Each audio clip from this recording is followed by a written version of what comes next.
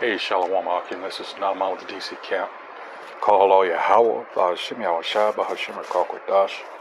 Alright, once again, double honors go out to the apostles, bishops, and elders of Great Millstone who rule well. Salutations also go out to the fellow Akim that are out there on the highways and byways pushing the truth. Alright, across the four corners of the earth, trying to wake up the remaining hopeful elect. Alright, as you can see, here this devil is again, trying to, as always, control the narrative. But as people are figuring out now, this is not going over the same way that it used to. Not nowhere near as smooth.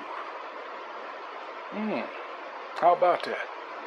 So now he's going to resort to this. And as you can see, MSNBC is keeping its Muslim anchors off the air. Controlling the narrative. He wants no opposing voice. Continue.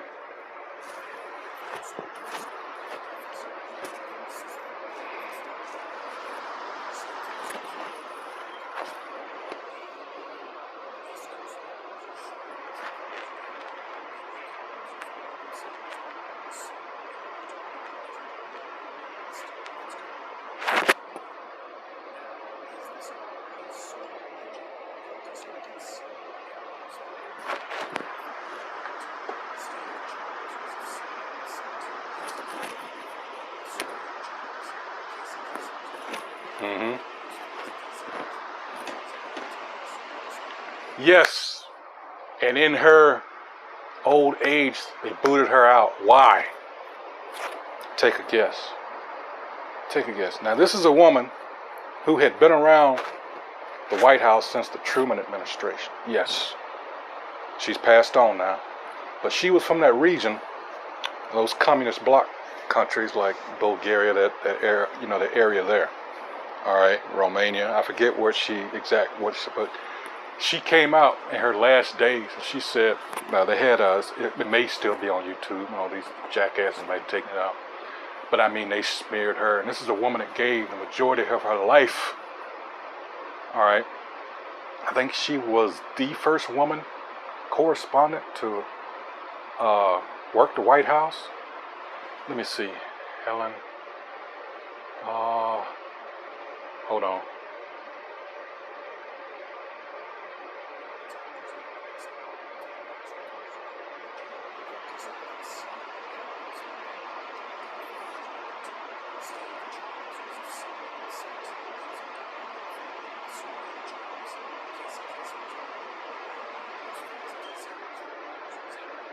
Helen Thomas. I'm sorry, I couldn't remember her last name. Helen Thomas. Let's see.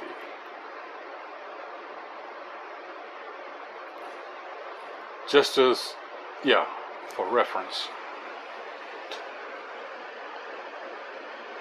I want to make sure I get it right. All right.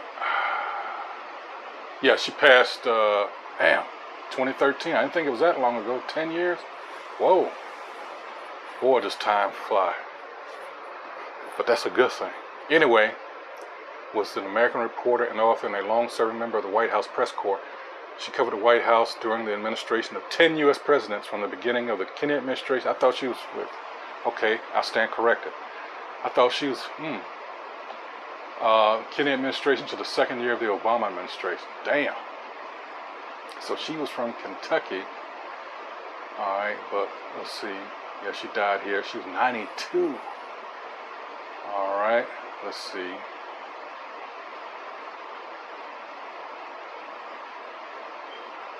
I could have sworn, anyway, like I said, I stand corrected. First as a correspondent and later as White House bureau manager. Thomas was the first female officer of the National Press Club. I know she was the first in something. Okay. The first female member and president of the White House Correspondents Association, and the first female member of the Gridiron Club. All right, she wrote 6 books, blah, blah, blah, blah, blah. All right. But, let's see, last year's. All right. Here it is.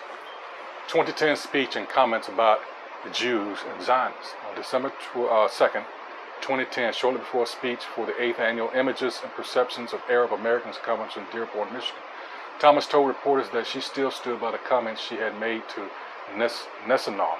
Referring to her resignation, she said, "I paid a price, but it's worth it to speak truth." And that's what we're about here. That's why I pulled this up, because I remembered, vaguely. It says, during the speech, Thomas said Congress, the White House, Hollywood, and Wall Street are owned by Zionists.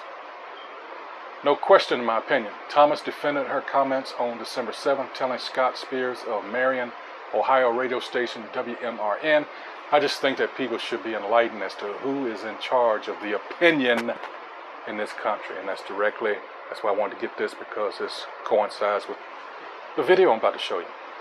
The next day, here we go, the Anti-Defamation League called for journalism schools and organizations to rescind any honors given to Thomas. You see who's over you? Like I said, they keep pushing this narrative. Oh, we are the chosen. The truth does not need all of this to defend it. In fact, it doesn't need anything at all. So what are we talking about here? They have to protect this lie. And it looks like they'll go to any length to do so. The organization said that Thomas had clearly, unequivocally revealed herself as a vulgar anti-Semite. Here we go with that bullshit. Anti-Semite is no such word, really.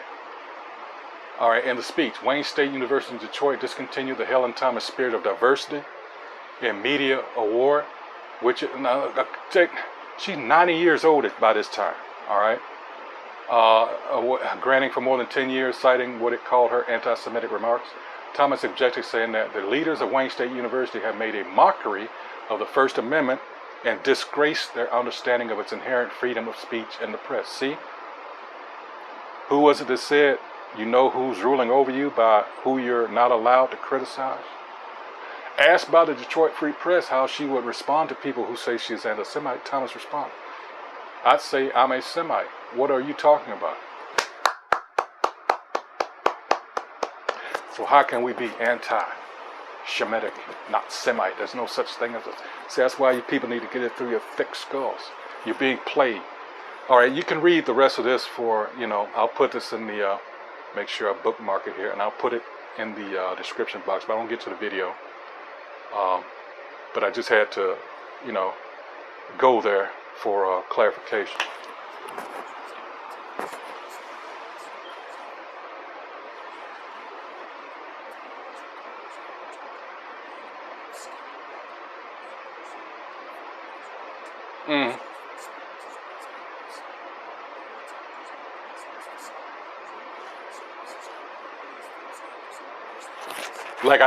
Like I just read.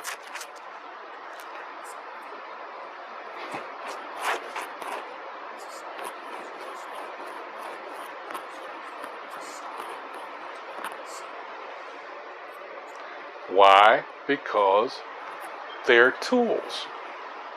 See, the so-called white man, he loves playing with his tools. And from, if you hadn't figured it out by now, the people he props up, the people that take on the mantle of white supremacy, take on his doctrine. But from time to time, he has to show them who's really boss. That's what I'm talking about when I say tool. And from time to time, he will break the tools publicly, all right, humiliate them in front of everybody, just to let them know at any time, when I see fit. See, this is who you're dealing with.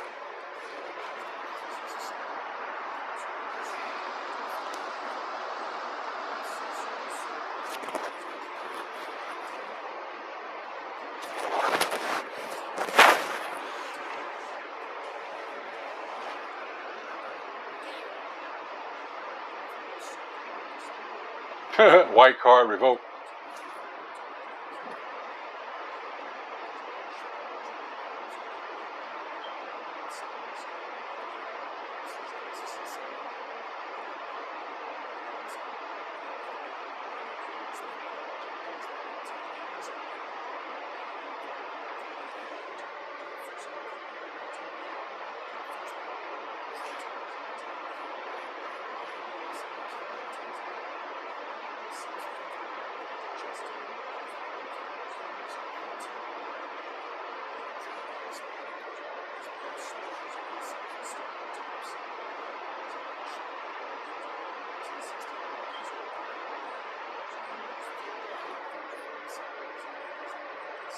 See, this is the thing. People like this, you know, they got their wake-up call. They come over here, they get told, you know, stay away from them niggers. They're lazy, they're violent, blah, blah, blah, blah, blah. And like I say, they take on that white supremacist attitude, all right? Not knowing that, hey, he's got you on a leash, all right? So why should I feel so? Fuck you. But hey, you got some of our people, this is what, and why, since we're under the curses, we, see, racism is a team sport. That's my point I'm trying to make. We have no team, we never have, all right? So they know that we're all over the place, so they can play these games that, you know, otherwise a lot of these other people that come over here, no, they more or less stick together, all right? But Jake, nah, all right? So that's why they can pretty much ignore us to, you know, our needs are never met. Everybody comes before us, you know. But yeah, so these people, like I said, well, I feel sorry for them. Trust me, they don't feel sorry for us. You know, they, you know, band together to jump on us. And that, for you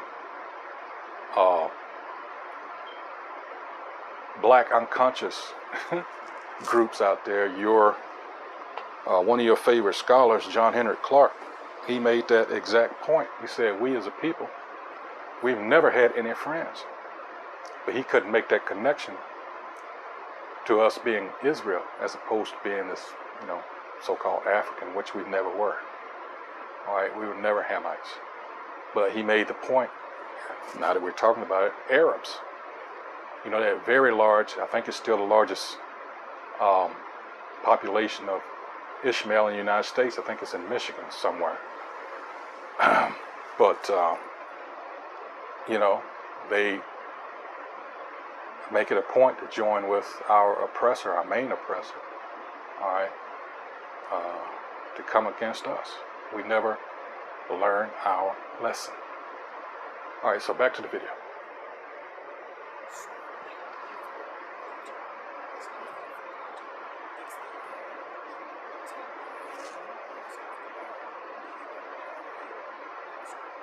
Yep.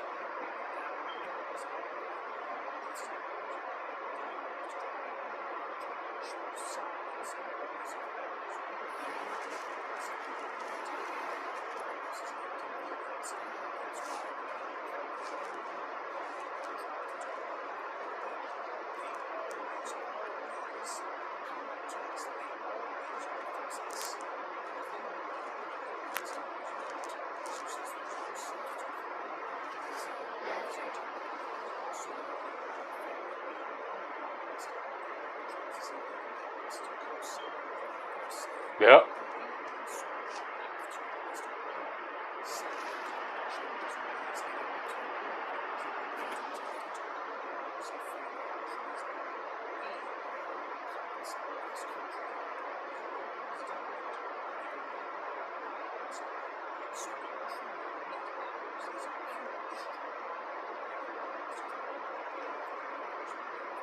But why?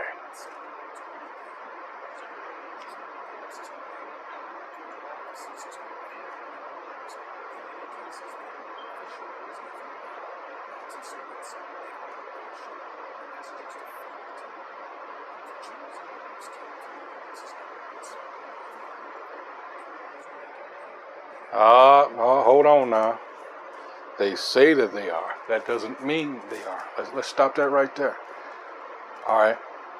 Because too often you let that slip by. No, these are converts. These are converts. They are not Israelites. They are Israelis. They are just mere occupiers of the land. All right? This is their MO. They knew who we were and are, Salakia. All right? And it's amazing to me that how so many people still can't make that connection. They targeted us. They knew who we were. You got to ask yourself, why didn't they go to the east coast of Africa, get all Kush and, you know, those Sudanese, Tanzania, all them, you know, up along the east coast? Why did they go to the west coast exclusive?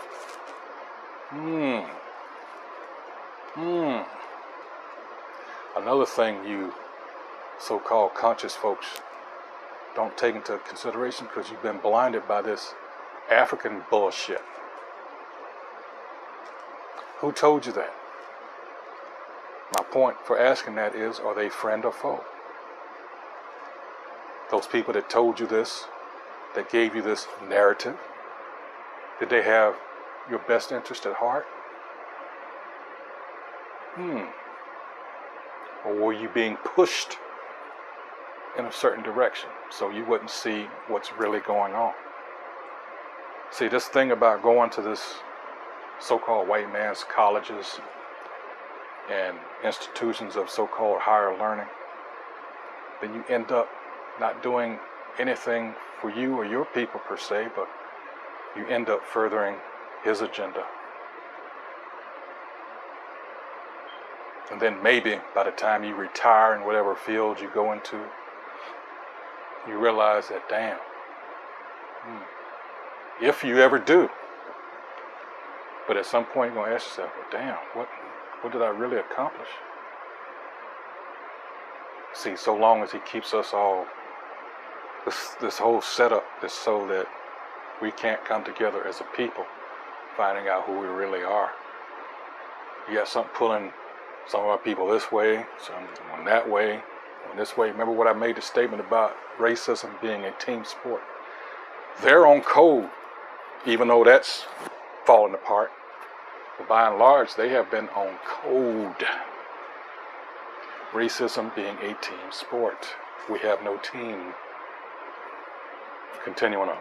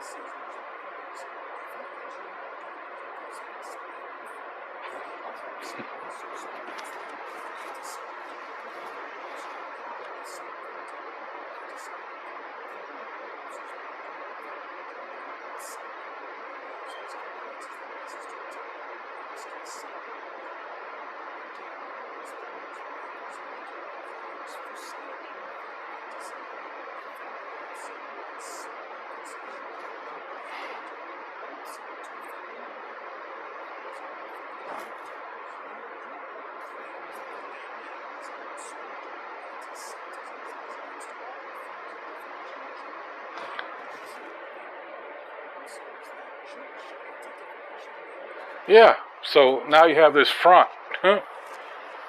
Because initially I thought I had heard that, it was set up for the defense of anyone, but like he just stated, it used to be called the Jewish. Why was that? Because it goes all the way back to Leo Frank. Leo Frank, or Franks, hold on, I want to get it right, because you know you're going to have those detractors. Oh, you know, I didn't see nothing else. I'll come up on some bullshit. Leo Frank, let's see, yeah, case, let's see. He was so-called Jewish, but this is what he did. So for this crime that he committed, trying to get one of our people, but like in the case of Haman, all right, it came back on him. Leo Max Frank, fuck when he was born. It says was an American factory superintendent and lynching victim. He's primarily notable for his conviction in 1913 for the murder of a 13-year-old employee, Mary Fagan, in Atlanta, Georgia. Although the general consensus among modern historians is that he was wrongfully convicted. Of course they're going to say that.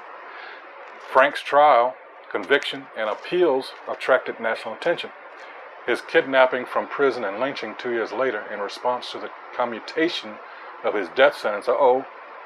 See, they tried to, and them rednecks down there didn't go for it. Became the focus of social, regional, political, and racial concerns, particularly regarding here we go, and racism. Modern researchers generally agree that Frank was wrongly convicted and Jim Conley was likely the Who was Jim Conley? I wonder. All right. Born to a Jewish American family in Texas, Frank was raised in New York and earned a degree in mechanical engineering from Cornell before moving to Atlanta in 1908. Blah, blah, blah, blah, blah, blah. I'm going to get to the point. It says, at that time, there were growing concerns regarding child labor at factories. One of these children was Mary Fagan, who worked at the National Pencil Company where Frank was director. The girl was strangled on April 26, 1913, and found dead in the factory's cellar the next morning. 2 notes made to look as if she had written them were found beside her body. Based on the mention of a night watch, they implicated the night watchman, Newt Lee. Over the course of their investigations, the police arrested several men, including Lee, Frank, and Jim Conley, a janitor at the factory. On May 24, 1913, Frank was indicted on a charge of murder, and the case opened at Fulton County Superior Court on July 28th. The prosecution relied heavily on the testimony of Conley, who described himself as an accomplice in the aftermath of the murder, and who the defense at the trial argued was in fact the perpetrator of the murder. The guilty verdict was announced on August 25th. Frank and his lawyer made a series of unsuccessful appeals. Their final appeal to the Supreme Court of the United States failed in April 1915. Considering arguments from both sides as well as evidence not available at trial, Governor John M. Slayton commuted Frank's sentence from capital punishment to life imprisonment. The case attracted national press attention, and many reporters deemed the conviction a travesty. Within Georgia, this outside criticism fueled anti-Semitism and hatred toward Frank. On August 16, 1915, he was kidnapped from prison by a group of armed men and lynched at Marietta, Mary Fagan's hometown, the next morning. The new governor vowed to punish the lynchers, who included prominent Marietta citizens, but nobody was charged. In 1986, the Georgia State Board of Pardons and Paroles issued a pardon in recognition of the state's failures. Wow. Including to protect Frank and preserve his opportunity to appeal, but took no stance on Frank's guilt or innocence. The case has inspired books, movies, play, musical, and TV miniseries. The African-American press condemned the lynching, but many African Americans also opposed Frank and his supporters over what historian Nancy McLean described as a virulently racist characterization of Jim Conley, who was black. His case spurred the creation of the Anti-Defamation League and the resurgence of the Ku Klux Klan. So there you have it. All right.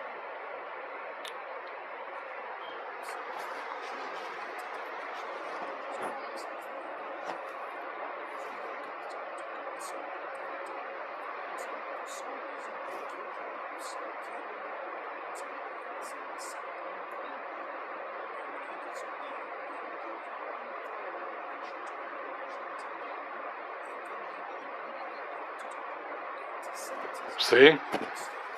That's the gate.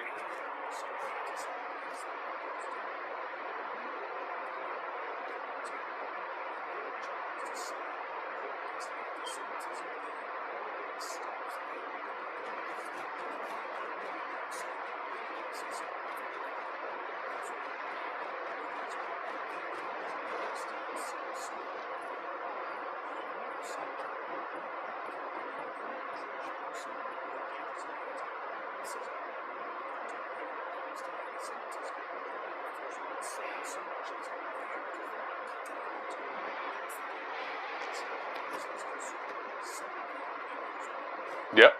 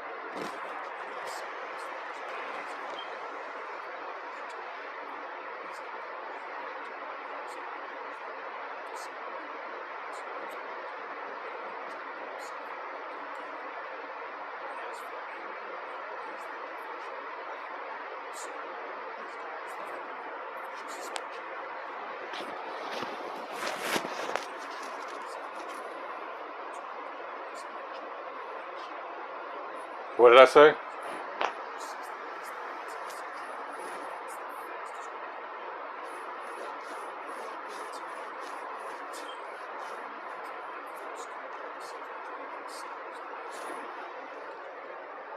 Let me see if I can find something. Fuck YouTube.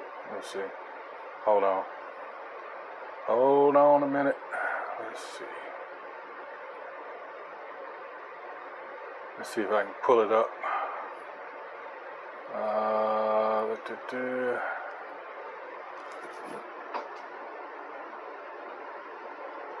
All right. Let's see.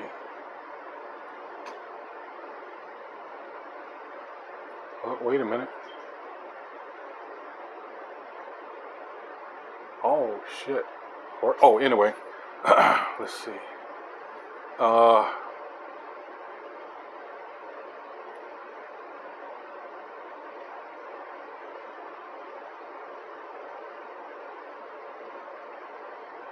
I believe it was from his 1976 album. Hold on. Here it is. This is what happens with the new immigrants.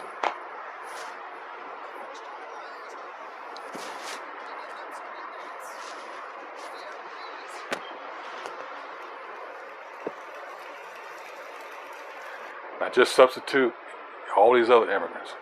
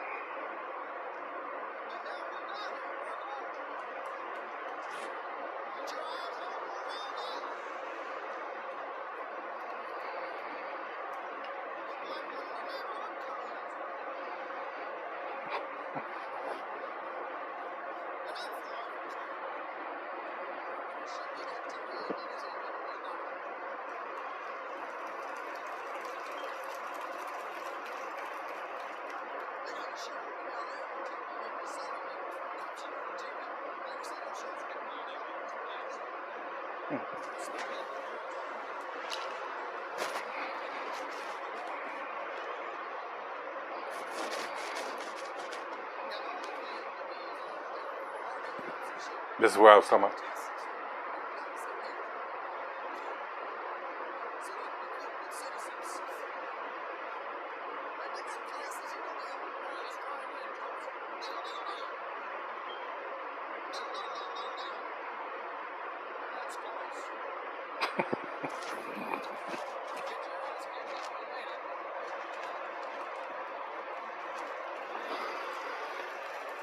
And if you want to look at the rest, I just thought that, I remember that from back in the day, but that's the attitude they take. All right. And that's what he was talking about, they get that little pat on the head, let them know they're doing a good job. It's sad, but it's true. Continuing on.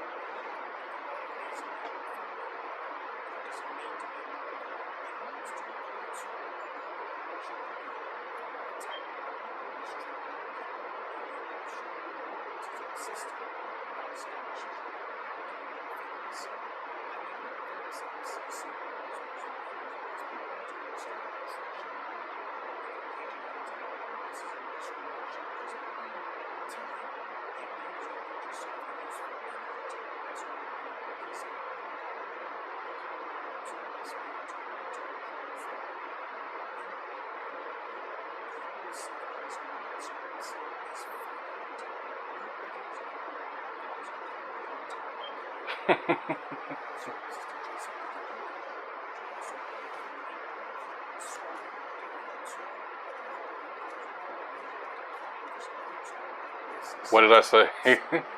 But, and that's what I meant when I was talking about tools. These people are tools of what?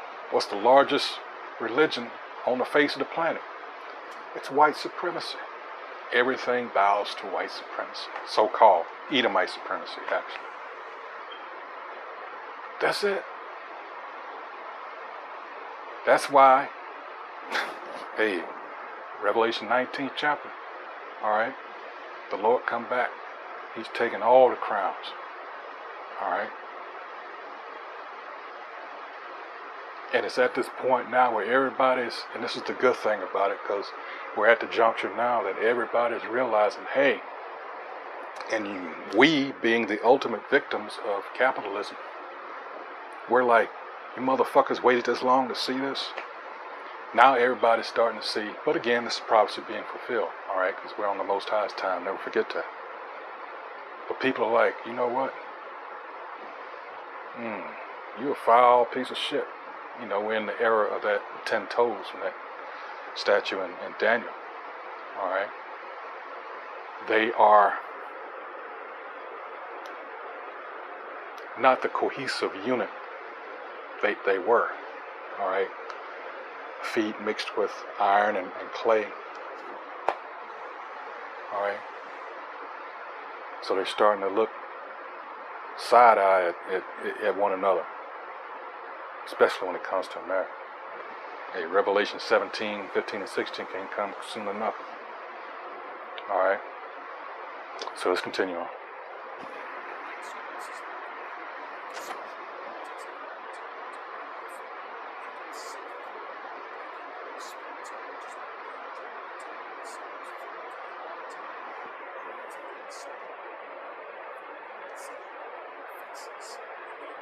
That's the MO of the so-called white man.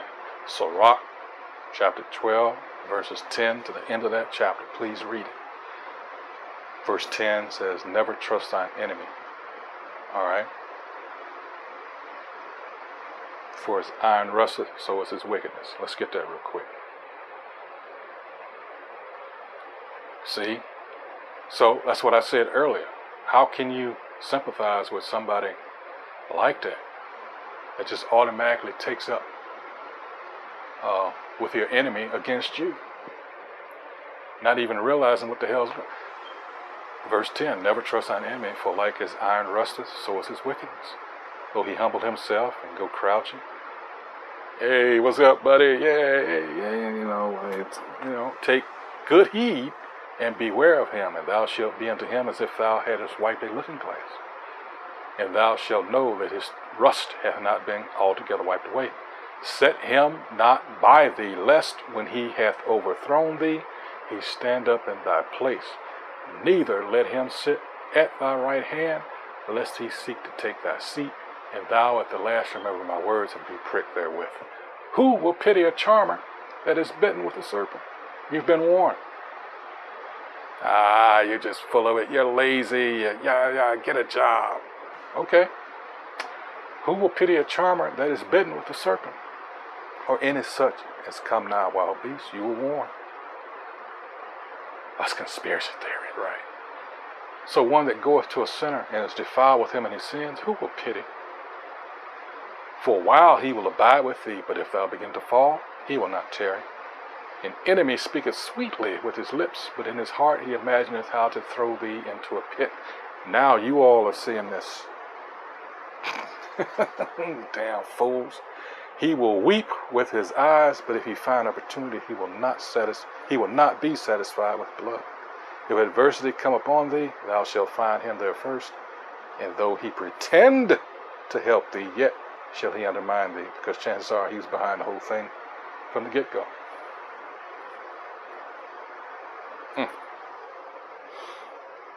Fuck him. Hey.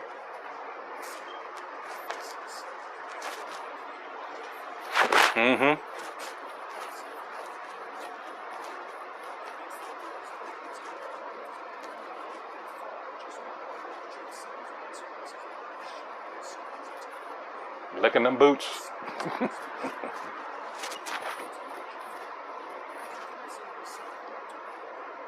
Nope.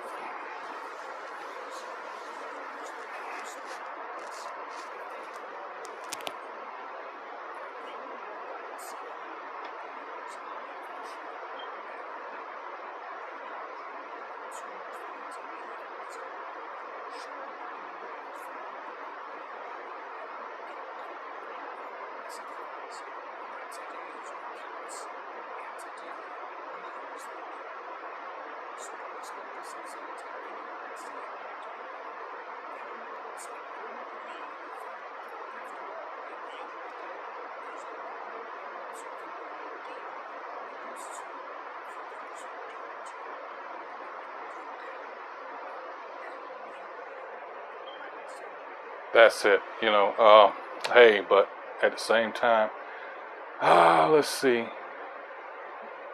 what these devils did. This was my, see, they took it off Syracuse University because I was using this for the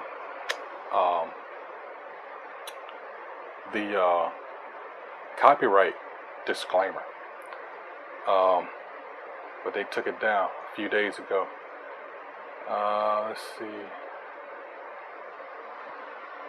Oh boy, here we go. Copyright disclaimer under Section 107 of the Copyright Act of 1976, because I've used this person's content to make a point as a teaching tool. Allowance is made for fair use for purposes such as criticism, comment, news reporting, teaching, scholarship, and research. Fair use is a use permitted by copyright statute that might otherwise be infringing. Non-profit, educational, personal use tips the balance in favor of fair use, because of course I do not intend to profit off of this whatsoever. Alright, so hey, with that, I hope of course as always that you have been edified. That's what we do here at Great Millstone. Alright, so you'll know, hey, what's going on, more importantly what time that you're in, and that indeed time is short. So okay, no straddling the fence for those that, hey, you're only going to hurt yourself at the end of the day. Alright? And also, remember to stay prayed up. Always pray. Pray without ceasing, as the scripture said. So with that, hey, shalom.